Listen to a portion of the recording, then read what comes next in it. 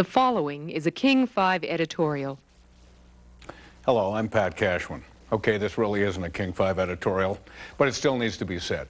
Earlier this week, Bill Gates was smacked in the face with a pie. Now, we're not going to show you the pictures. You've undoubtedly seen those already. But what is it about some people like this so-called prankster that targeted Mr. Gates that gets his jollies by embarrassing important authority figures? Frankly, it escapes me, because in my opinion, it's just not funny. It's sick. This is the multiple award-winning producer of Almost Live, Bill Stainton, an authority figure, a man with justifiable pride. But when I take, say, a shaving cream pie like this and push it into his face, see, I haven't done anything clever. All I've really done is just humiliate a friend. My, how admirable of me. Besides, a shaving cream pie really isn't much of a pie. Now, true, it might be improved if we added a sound effect. But the result is still fundamentally the same. A man has been degraded here, made to look foolish, made to look stupid, and that's not funny. You don't think that's funny, do you, Bill? No, that's not funny. And this would be still true even if we used a real fancy pie, like one with a crumbly crust and a big sloppy filling inside, like this one. Now, once again, for the apparent amusement of a few of you here, a man has now been debased and mortified, with any shred of dignity that he once had now irretrievably stripped away. And that is just sad. If we find humor in that, what does that say about us as human beings, ladies and gentlemen? Think about that. Yeah, another thing that some people think is supposedly funny is taking a bottle of seltzer water like this and squirting it down somebody's pants. Bill, wait a minute, I'm not done yet. Bill, wait a second. I'm not... Bill?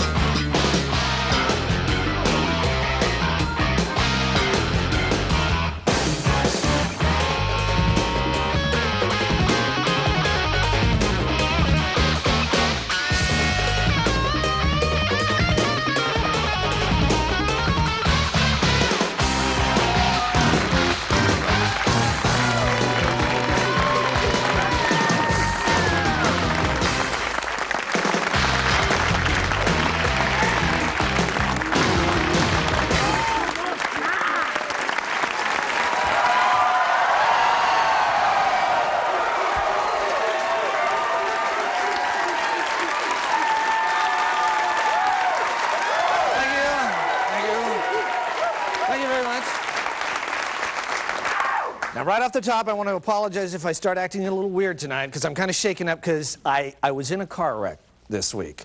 I was in a car wreck on Mercer. Now, there's a first, right? The other guy was so happy when he saw me get out of the car because he knew there'd be no doubt in anyone's mind who was at fault. It was basically... Paramedics left, the emergency room people were like, all right, what are you trying to pull? Where's the camera? We don't have time for this. I was fine. I just had that delayed shock reaction you get. You know, after the car had been towed away, I started to think, did I leave the magazines and videos in the trunk? Did I tune the radio off KVI to a hipper station? Then I had to give the statement to the insurance. Yeah, you know, I was driving down Mercer. In what direction? It only goes one direction. I was on Mercer. Well, I'm in Ohio, sir. Okay, well, think of the most screwed up street in your state and then double that. That would give you some idea. The weirdest thing was that moment right before impact when everything starts to slow down and my life flashed before my face and I saw Cindy Reinhardt and Dan Lewis, and then I realized, wait a minute, this is Ken Schramm's life. Well, it's like, what a jip. And then, boom. Anyway, did anyone stop to see if we were all right or hurt or anything? No, it just right onto the freeway. You know, it's just because traffic has gotten so vicious here. Now, you might have seen in the news last week that the state legislature has proposed a measure to make road rage a crime. It's true. If you act out violently or yell at another driver twice within 5 miles, you could be arrested. No, it's true. This has to be the only part of the country where a law against yelling in traffic could be debated with a straight face. I mean, by definition, everyone in New York, they're already guilty. Anyway, they're talking about criminalizing road rage in Olympia, but they are carving out some exceptions to the law. We thought you might be interested. For example, the 520 bridge is a free zone. Also, traditional driving customs in Ballard will be exempt as they are an important part of Scandinavian culture. You may flip off anyone in a BMW provided it is a 500 series or above and has a personalized license plate. All right. There. A very popular law there. Some validation for that one. When you're merging from 520 to the Mercer exit and no one lets you in, a single flesh wound is permissible. In Wallingford, it's required to get out every 5 blocks and hug a pedestrian.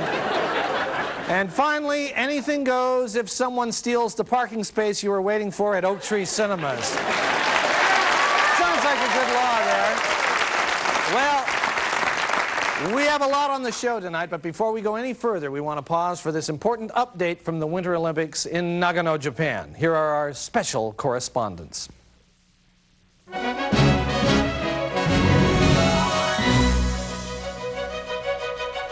Welcome back to Olympic coverage of the speed skating finals. Hi, everybody. I'm Dick Ravine, and with me is skating expert Neil Tulane. And Neil, as with many Olympic sports, the real story here is the adversity that most of the competitors have faced to get here in the first place. That's right, Dick. For instance, in lane 1, we have the Bulgarian record holder Dimitar Tortinov. Tortinov, in particular, has overcome a lot of obstacles. Oh, yeah. As a child, he had scurvy. His right leg is 4 inches longer than his left, and he had a grandfather die in a mysterious massage parlor accident. Yeah, and his family picked up and moved one day when he was 7 without telling him where they were going, not to mention that as he was leaving home for the Olympics, his dog was run over by the taxi. Sad story there, Dick. Oh, it sure is. Now, in lane 2, we have the veteran Algerian Mohamed Bahari, who was in a coma for 7 years, lost a sister in a Gap store, and had a fiancé run off with the mailman. And if I'm not mistaken, it wasn't even the regular mailman, it was the weekend guy. Yeah, that's the real tragedy of it, Neil. And on top of that, Mohamed just had triple bypass surgery last Tuesday. Dick, I just got word that minutes ago, Mohammed was told that his home back in Algeria burned down this morning. Oh, wow. That's got to be weighing on his mind, Neil. Now, in lane 3, we have United States champion Jamie Ross. Jamie, of course, still recovering from the shock during the opening ceremonies of finding out that his mother and his coach are having an affair. Yeah, and it didn't help that he found out when he looked up at the stadium's giant video screen to see them groping in a bobsled. No, that's gotta hurt. Oh, yeah. But Jamie's battled adversity before, what with his double knee replacement surgery and his beloved younger sister taking a job last week on the Jerry Springer Show. That was a surprise. And he's also skating with asthma, bleeding gums, and a rare speech disorder that makes it impossible for him to say the word trousers. They're lining up now, Neil, so we better hurry. Okay, lane 4, Poland's Tomasz Borowski. He's got a goiter, a dysfunctional family, and a selfish girlfriend who's all me, me, me all the time. Yeah. In 5 is Gustavo Borges from Brazil, who cannot hear the starting gun because Van Halen music is always in his head. He has an addiction to Captain Crunch as well, and he's described by friends as a real handful when he drinks. Yes, and next to him is the Russian Igor Sokolov, who lost his father to a teeth cleaning that went bad. Yeah. And he has a rare form of arthritis in his forehead and is actually frightened by the ice. That's a handicap. And they're off, but bad news again for Borowski. Oh. Yes, his father up in the stands is choking on a hot dog. And you can see it's affecting the young man as they enter the first turn. Yeah, and now it's Tortinov of Bulgaria's turn for more adversity as he just spotted his mother holding a sign reading, "Dimi, I have got to tell you now, I'm really a man." Oh. Dropping now from the lead is Bahari, who has just recovered a childhood memory concerning wetting the bed. Yes, and that puts Sokolov in the lead now, but oh, Oh, he just looked down and saw the ice. He got spooked, and he is now climbing into the stands and is curling up in the fetal position. Yes, and now the rest of the skaters have stopped and are joining him up there, and it looks like they're forming a support group, Dick. That's right, Neil. They are now electing a moderator, and they are asking that some coffee and sponge cake be brought up. And with this break in the action, let's take a commercial break, and we'll be right back with more Olympic coverage. I'll bet they're forgetting that Sokolov is also frightened by sponge cake. Oh, he is frightened to death of sponge cake.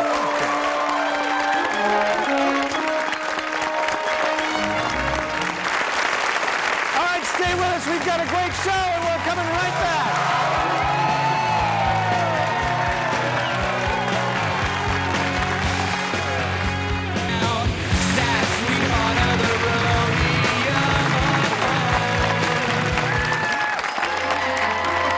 Welcome to Penny Pinchers, the show that makes your dollar go farther than you thought possible. And now, here's your host, Penny Pincher. Hello, everyone, and welcome to Penny Pinchers. I'm Penny Pincher, and if you're watching Penny, you're saving money, especially those who sent for Penny's Pirate Cable Kit. TV should always be free. Let's work to keep it that way. I'm joined, as always, by Pat Patterson with his patented picks of helpful household hints. Well, what do you have for us today, Pat? Well, Penny, we are just packed with terrific ideas today. Well, let's dive right in. Well, now, you know, speaking of diving, I'm here to tell you that some pretty valuable stuff is diving right down the drain. So start collecting that hair in the tub, and in a few short weeks, you will have some decorative coasters. Those are perfect for parties. Oh, you bet they are, Penny. And here's a way to cut down on your trips to the drugstore. Oh, what have you got up your sleeve now? Okay, just an ordinary rubber glove, right? Or so it seems. But when the gloves meet the scissors, help me out here, Penny. Okay. You just cut them there. Uh-huh. And look what you've got is 5 latex condoms. Oh! Just like that. And let me tell you something. They fit like a glove. Wow. Well, you know, that's even better than the saran wrap method that you shared last month. Oh, don't bring that up. Well, thanks, Pat. I've got one more thing if there's time. Oh, sure. This is real fun. I got a letter from a longtime viewer, a Mr. Ralph Bevins of Tunkegee, Florida. Now, he has a great idea. You know those rain sticks that you get at the fancy boutiques? Listen to this. Oh, I love those. They're great. Oh, listen to that sound. Yeah, but they're expensive as hell, aren't they? Yes. So, Mr. Bevins and his wife, Micah, came up with a great alternative. See, look at this. An ordinary wrapping paper tube sealed at both ends. What makes the sound? Ralph and Micah have saved their toenail clippings for over 15 years. That's fantastic. Thanks, Pat. Thank you, Penny. Okay. Now, we're going to go to Dining for Less Dollars with Doris, where we always have hints for the hard up and hungry. Thanks, Penny. With Valentine's Day approaching, a lot of young couples would like to have a nice romantic dinner. Oh, but that won't always fit in your budget. Here's what I recommend. You just go ahead and you pick out a fancy restaurant. Oh, you have a wonderful meal. And when they bring that check, you just go on down the hall to the bathroom and you leave through the back door. Isn't that illegal? Well, yes, but think of the money you'll save. For example, if the meal cost you $80, you save $80. If it costs you $150, well, then you save $150. Well, the more you eat, the more you save. Thanks, Doris. Thanks, Penny. Okay, joining us now is a special guest. He is the author of Joy of Scrounging. Here is Marvin Manshry. I'm so glad Thank you very here. much. It's great to be here. Oh, Marvin, you are a true inspiration to penny pinchers everywhere. We are just thrilled that you've come to join us today and share some of your wonderful money-saving tips. Well, thank you very, very much, Penny, and I just want to let the audience know that I'll be teaching my class on effective panhandling at the SeaTac Red Lion Inn this weekend. Now, we're going to be having a sign clinic on the first day. Penny, you would be surprised by how many panhandlers could double or even triple their income if they only changed the message on their signs. For example, look at some of these I found. Visa maxed out, but saw really cool shoes in most recent J. Crew catalog that I've just got to have. That's not nearly needy enough. That's not very sympathetic, all right? Check this one out. Vietnam vet, no job, go Sonics. Not enough information and somewhat confusing. And check it, look at this one here. Got cancer, but it's benign, needs cigarette money. Now, that is just wrong on so many levels. Now, just come on down to our seminar. I'm going to show you how to make the signs that make money. All right. Oh, great. Thanks, Marvin. Oh, well, gosh, we're all out of time today. But a special message to all of you in the audience. Start saving lint. We'll tell you why next week. Bye-bye.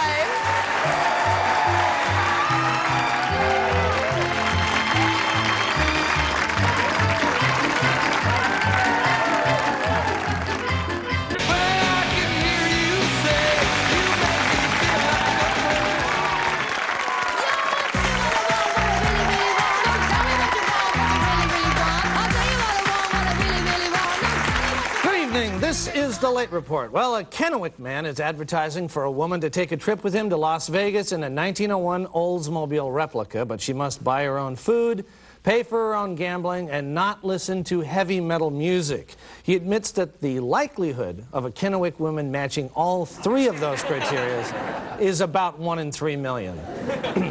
Police cracked down on a marijuana growing and selling operation in Redmond this week, arresting 2 people and seizing more than 200 plants valued at $470,000. Besides setting up near Microsoft, the growers had also stolen their slogan and changed it to "Marijuana, where do you want to go today?" The Northwest Flower and Garden Show opened at the Convention Center this week. Exhibit highlights include an English garden, a Northwest garden, and 200 plants valued at $470,000. Mayor Paul Schell attended the U.S. Conference of Mayors in Washington, D.C., saying, "I was impressed. Clinton was amazing. That guy would make a great mayor. Maybe even sooner than any of us expected." State ferry officials say they're looking at ways to deal with cigarette smoke, from an outright ban to allowing smoking only on the back half of the boat.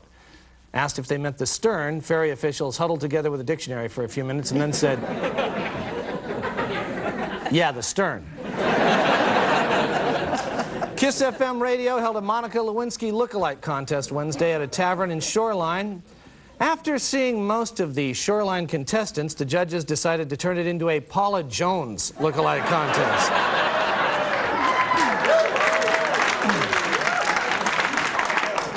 Well, we're now in the first week of Black History Month, and here with a comment is our own Rhonda Watson. Rhonda?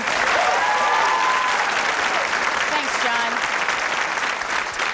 I recently moved here from Texas, and with Black History Month upon us, I have but one question for the city of Seattle.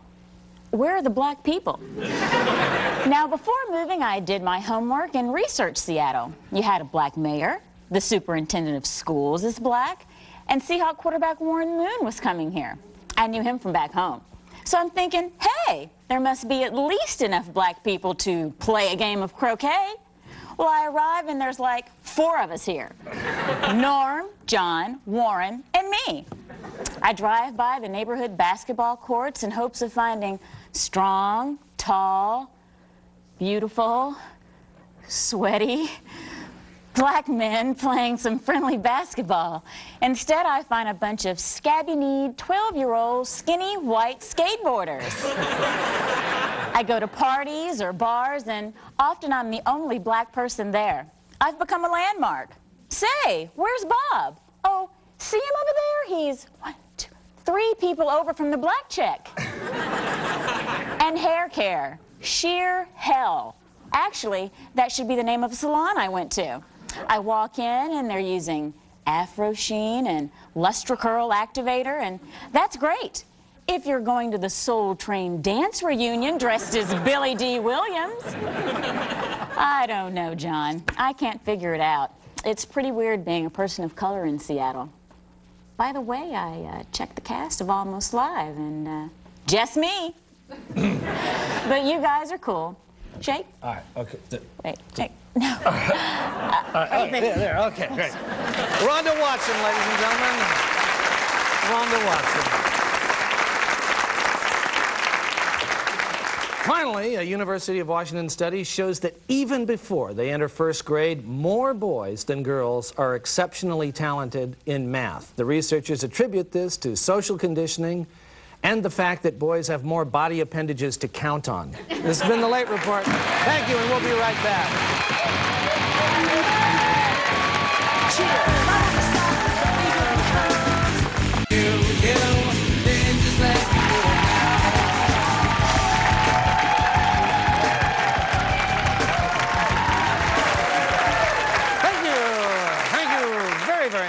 That's just about all the time we have for Almost Live this week. If you out there would like to come down here and visit us like these wonderful people have, you guys had a good time, didn't you? Yeah. Hitting the button there. Just call that number there with all the fives, the secret code, 421-5555. And to the guy that I hit on Mercer, I'm really sorry that my Honda knocked the wheel off that sport utility vehicle of yours. Hope no one was injured. Bye-bye.